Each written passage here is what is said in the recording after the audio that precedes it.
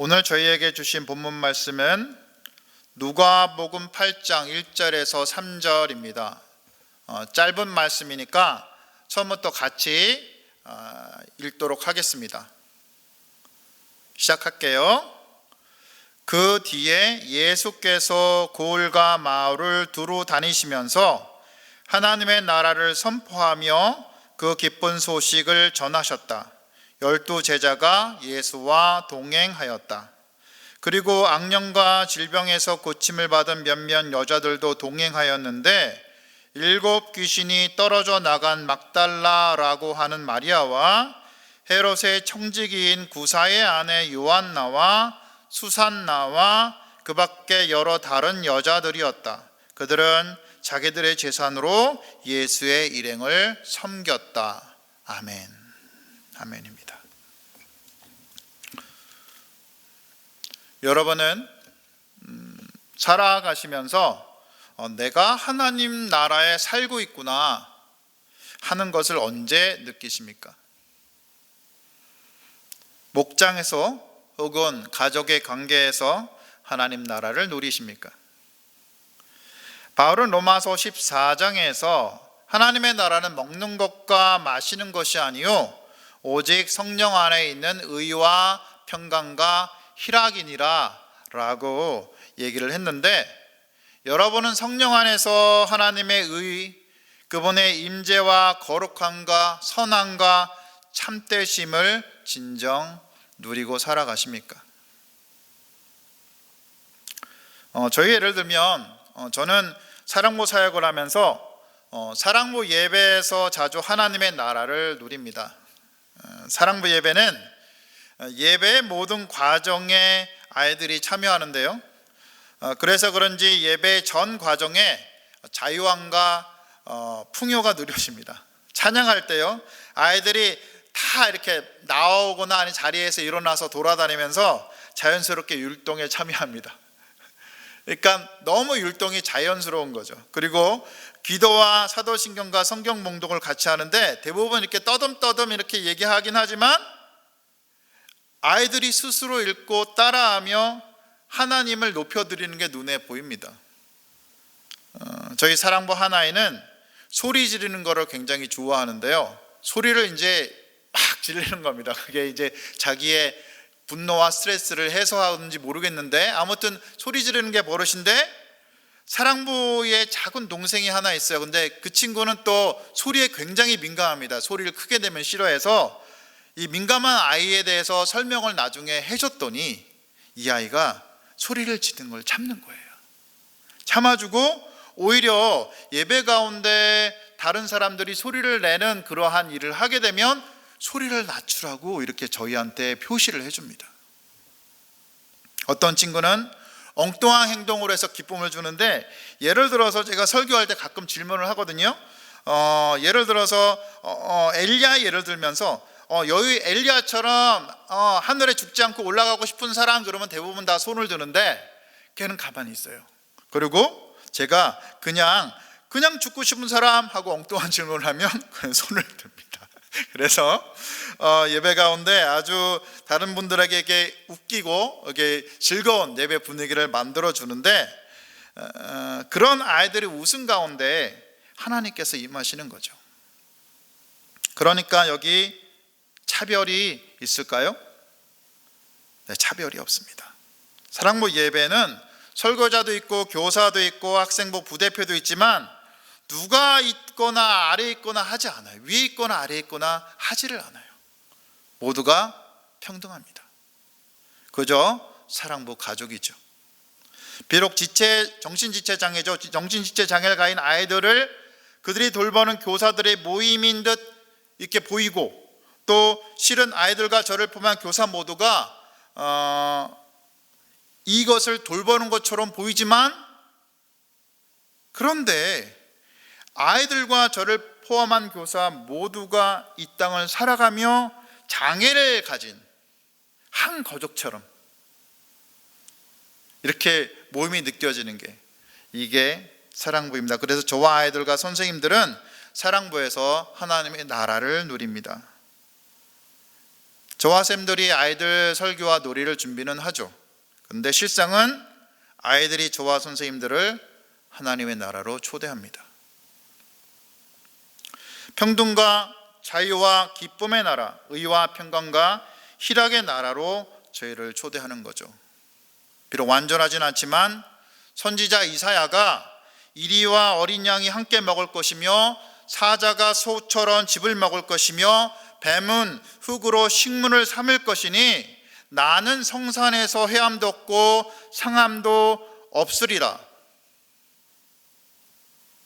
라고 말한 하나님 나라같이 선함이 가득하다는 거죠. 바로 이런 자유와 평등과 사랑의 세상, 실은 이것이 하나님께서 처음 세상을 지으실 때 만드신 세상입니다. 우리가 겉모양만 보기에 정신지체를 가진 채로 세상 살아가는 사랑부 아이들이 아이고 안 되었구나, 아이고 불쌍하구나 할 수 있지만, 적어도 하나님의 눈으로 본다면 이 아이들은 어느 누구보다도 하나님께서 원하시는 순수한 마음에 근접한 사람들이죠. 오히려 겉으로 보기에 거룩하게 보이고 근사하게 찬양과 기도를 하면서도 속으로는 세상의 근심과 교만과 탐욕과 음란과 시기와 분노의 죄에 찌들어 살고 있는, 그러지 않으신 분들은 죄송합니다, 여러분과 저 같은 이런 사람들이 불쌍한 사람일 수 있다는 것입니다. 왜냐하면 사랑부 아이들이 순수하게 하나님을 바라보는 동안 이렇게 평범하게 살아가는 우리는 하나님을 바라보는 우리 마음을 두 갈래, 세 갈래로 나누어서 살아갈 수 있기 때문입니다. 이것은 무엇을 말합니까? 하나님을 향하는 우리 마음이 순수하지 못할 가능성이 크다는 것이죠. 만약 이 땅에서만 산다면 우리가 사랑부 아이들보다 더 선택의 범위를 넓게 가지죠. 정상이니까 살아갈 수 있겠죠. 편안하게 살아갈 수 있겠죠. 우리가 그렇지만 그리스도인이기에 영혼을 생각할 수밖에 없잖아요. 영혼을 생각하면 우리는 순수하게 하나님을 바라보는 아이들보다 너무나 하나님이 원하시는 그 자리에 가지 못하고 지옥에 떨어질 가능성이 더 크다는 것입니다. 왜냐하면 성경이 말하길 예수께서 이 땅에 오셔서 사역으로 그 대상을 삼으신 이들이 대부분 가난하고 힘없는 사회적 약자이기 때문입니다. 물론 여러분이 제게 예수 믿는 부자도 있어요 하고 말할 수는 있겠지만, 하지만 가난하고 힘없는 사회적 약자가 예수님의 주된 사역 대상이라는 점은 간과해서는 안 될 것입니다. 이 사실은 조금은 밥 걱정 안 하고 사는 여러분이나 저를 비롯하여 대부분 한국의 그리스도인들이 심각하게 생각해야 되는 부분이라는 것입니다. 이는 누가복음을 봐도 확연히 드러납니다. 누가복음은 4장, 6장, 7장, 14장, 16장에서 예수께서 부르시는 자들이 가난한 자, 줄인 자, 포로된 자, 눈먼 자, 눌린 자, 우는 자, 눌린 자, 못 걷는 자, 귀먹는 자라고 말해주기 때문입니다.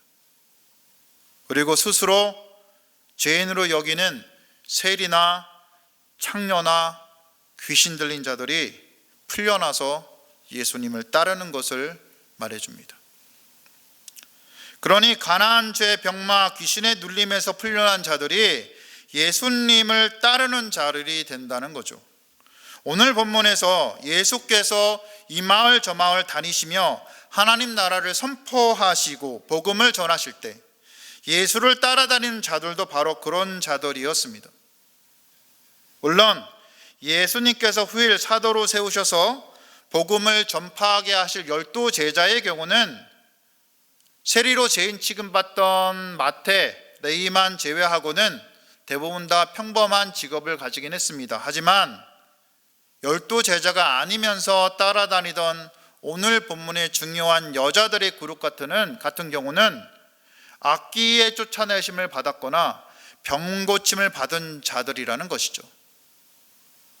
그리고 이들 그룹은 각자의 신분과 상관없이 평등하여 예수님을 따라다니며 예수님의 사역을 자기 재산을 털어서 도왔다는 것입니다.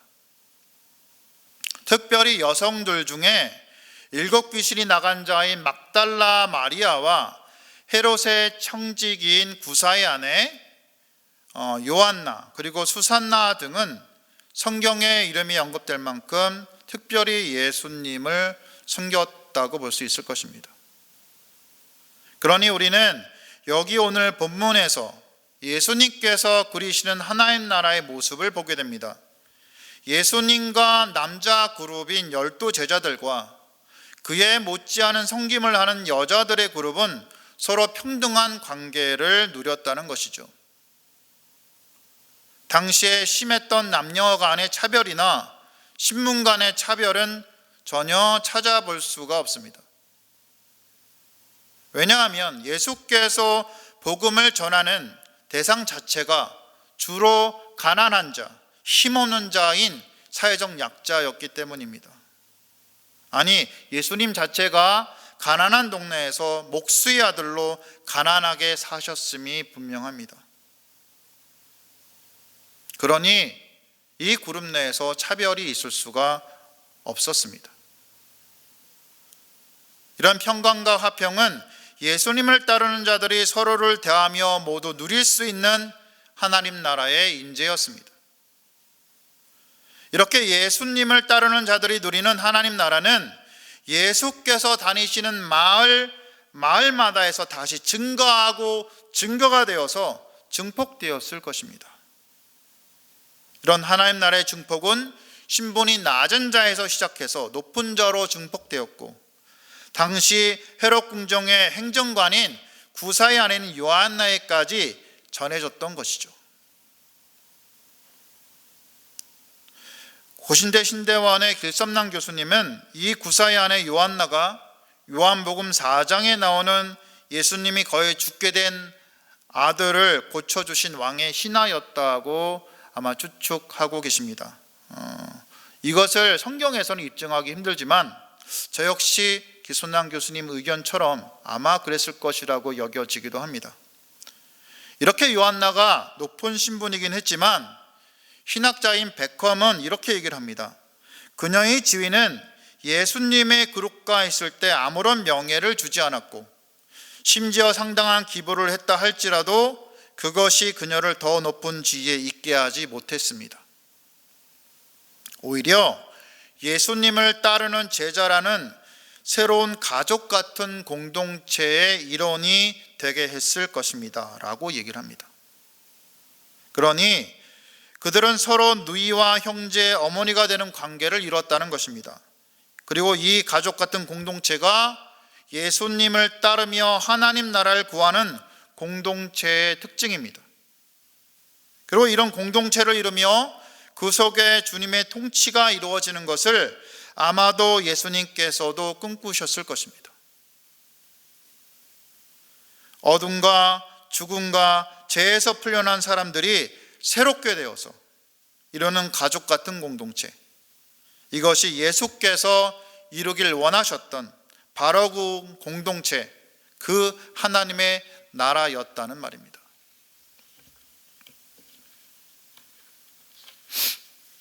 물론 당시의 현실을 상상해 보면 신학자 조엘 그린은 이렇게 얘기를 합니다.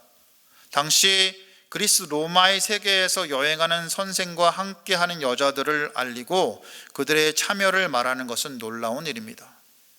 왜냐하면 당시 사회 통념상 이들 여자들의 행위는 수치를 모르는 거로 여겨졌기 때문이죠. 어디 여자가 남자 뒤를 쫓아다니면서 돌아다니는 지비를 지키지 않고 이렇게 여겼던 거죠. 그리고 온당치 않은 행위로 여겼기 때문입니다. 하지만 이들 여성들이 예수님과 함께한 것은 이런 시선을 감안하고 예수님의 자기에게 베푸신 은혜를 갖고자 함이었겠죠. 그리고 예수님과 제자들을 섬기며 자신들도 제자들이 되어서 하나님 나라를 누리고자 함이었던 것 같습니다. 그리고 이 여성들은 오히려 남자들보다 더 신실합니다. 누가복음 23장에 보면요, 예수께서 마지막 고난을 당할 때 그 고난의 현장에 남자들은 자리에 아무도 없어요. 물론 성경 다른 데서는 요한이 있고 그러긴 하지만 누가복음에서는 보이지 않습니다. 오히려 여자들만 예수님을 끝까지 따라갑니다. 골고다 언덕을 오르시는 예수님을 따라 여자들은 따라갑니다. 27절에 보면요, 또 백성과 그를 위하여 가슴을 치며 슬피 우는 여자의 큰 무리가 따라오는지라. 큰 무리가 따라갔습니다. 그리고 누가는 또 기록합니다. 숨지시는 예수님을 여자들이 쳐다본다는 거죠. 49절에 예수를 아는 자들과 갈릴리로부터 따라온 여자들도 다 멀리 서서 이 일을 보니라. 그리고 여자들은 예수님의 무덤까지 따라가서 무덤과 시체 위치까지 알아둡니다. 누가는 이것을 55절에 갈릴리에서 예수와 함께 온 여자들이 뒤를 따라 그 무덤과 그의 시체가 어떻게 두었는지를 보고 라고 기록합니다. 마지막으로 안식 후 첫날 예수님의 시체에 향품을 바르려고 무덤에 찾아가서 시체가 없는 곳을 발견하고 두 천사를 만난 것도 여자들인데, 바로 오늘 본문에 나오는 막달라 마리아 그리고 요한나, 이 두 사람, 그리고 한 사람 더해서 야보고의 모친 마리아가 세 사람이 나옵니다. 사랑하는 성도 여러분, 누가가 왜 이리 자신이 적고 있는 복음서에서 당시 그렇게 차별을 받았던, 심지어 증인으로 대접받지도 못하게 차별받았던, 재산을 소유하고 쓰는 데 있어서도 마음대로 쓰지 못하게 차별을 받았던 여성들을 굳이 언급하면서 적고 있는 이유가 무엇입니까? 왜 예수님의 십자가 고난의 증인으로, 또 부활의 첫 증인으로 인정받지도 못하던 그런 여성들을 이렇게 기록했을까요? 우선 하나님의 나라에서는 남녀와 신분과 빈부의 차별이 없기 때문입니다. 그래서 여자 제자들을 복음서에서 상세하게 기록했던 것입니다. 그리고 실제로 누가가 이 복음서를 기록할 당시 초대 교회에서 여성들이 남자와 대등하게 교회의 내의 중심적인 역할을 했기 때문이기도 했을 것입니다. 그러니 여러분, 이것이 바로 하나님의 나라입니다. 비천하게 여겨졌던 여성들이 중심이 되어서 예수의 제자 그룹이 되고, 가난하고 병들고 귀신 들리고 묶였던 자들이 풀려서 예수의 제자들이 되고, 남들 보기에 아무것도 아닌 것 같은 자들이 오로지 하나님의 은혜로 그분의 나라, 그 하나님의 나라를 이루는 기둥이 되는 것, 이것이 하나님의 나라라는 것입니다.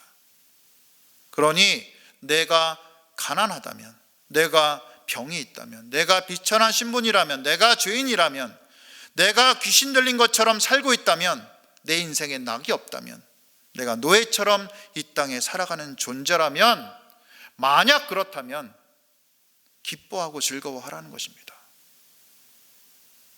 바로 여러분을 위해서, 여러분을 그 억압에서 풀어주시고자, 그리고 그분의 제자로 삼으시고자 예수께서 이 땅에 오셨기 때문입니다.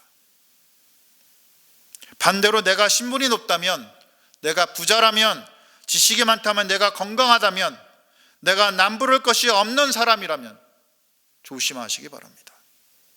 여러분은 낙타가 바늘구멍에 들어가는 것보다 더 하나님 나라에 들어가기가 힘들기 때문입니다. 그러니 혹 내가 그런 사람에 속한다고 생각한다면 그분은 내 높은 신분을 스스로 천하게 여기셔야 합니다. 내 부를 스스로 내 것이 아니라고 여기셔야 합니다. 내가 가진 지식을 아무것도 아닌 것으로 여기셔야 합니다. 내 건강이 내 것이 아니라고 여기셔야 합니다. 내가 남보다 나을 것이 없다고 여기셔야 합니다. 자신을 둘러싸고 있는 모든 것들이 아무것도 아닌 것으로 여기고 오로지 청지기의 삶을 살아갈 때 거기에 자유함이 있고 성령의 역사가 있으며 또 하나님의 통치가 가득한 하나님의 나라를 누리실 수 있기 때문입니다. 이것이 제자의 삶이기 때문입니다. 여러분은 어떤 삶을 사시길 바라십니까? 하나님 나라의 화려하고 멋있는 삶, 아니 세상 나라의 화려하고 멋있는 삶입니까? 아님 비록 초라한 듯 보이지만 하나님의 통치가 가득한 하나님 나라의 삶입니까? 아니 여러분은 지금 여러분의 삶 속에서 어떤 삶을 추구하고 살아가십니까? 만약 여러분이 하나님 나라의 삶을 구하고 사신다면 그것은 잘하시는 것입니다. 아님 반대로 세상 나라의 화려하고 웅장하고 멋있는 삶을 구하신다면 다시 한번 여러분의 삶을 돌아보고 잘못된 것이 있다면 돌아서시기 바랍니다. 이곳에서의 우리의 삶이 영원한 듯 여겨지기도 하지만 사실 별것 아니기 때문입니다. 진실로 영원한 것은 따로 있기 때문입니다. 그러니 내가 가진 모든 잘남을 내려놓고 주님 앞에 겸손히 내가 아무것도 아님을 고백하십시오. 그리고 주님의 인재를 구하고 그분에게 여러분의 삶을 다시 한번 전적으로 맡겨보십시오. 이후 가장 겸손한 마음으로 제자의 길을 걸어가십시오. 거기에 진정 진리가 있고 능력이 있기 때문입니다. 이 설교를 듣는 여러분 모두가 이렇게 하나님 나라를 진정 구하는 자들이 다 되시기를 주님의 이름으로 축복하고 기도합니다. 기도 제목 알려드리겠습니다. 오늘 말씀을 기억하면서 기도하겠습니다. 내가 가진 교만과 내가 가진 부와 재물을 다 주님 앞에 내려놓고 주님 앞에 겸손히 주님의 인재를 구하기를, 그리고 여자 제자들처럼 끝까지 예수님을 따르는 제자의 길을 걸어가며 하나님 나라를 구하는 자들이 다 될 수 있도록 기도하시기 바랍니다.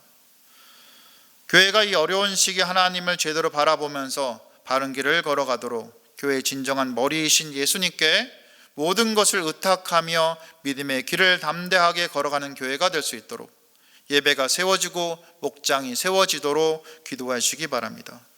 마지막으로 코로나로 어려운 시기 믿음의 뿌리가 흔들린 분들을 주님의 긍휼로 주님이 잡아주시도록, 나라와 열방에서 코로나와 경제 등으로 인해 어려움에 처하신 분들, 특별히 가게 상업을 하시는 분들, 작은 교회와 선교사님들, 아프가니스탄의 선교사님들과 아프가니스탄 민족들 하나님이 붙들어 주시도록, 그리고 북한의 우리 동포들 지하교회를 붙들어 주시도록 기도하시고, 설 연휴 기간에 오가는 길 성도들이 안전하게 다녀올 수 있도록 기도해 주시고, 또 공동회와 예수 영접 모임을 위해 기도하신 후에 각자 개인 기도하시고 돌아가면 되겠습니다.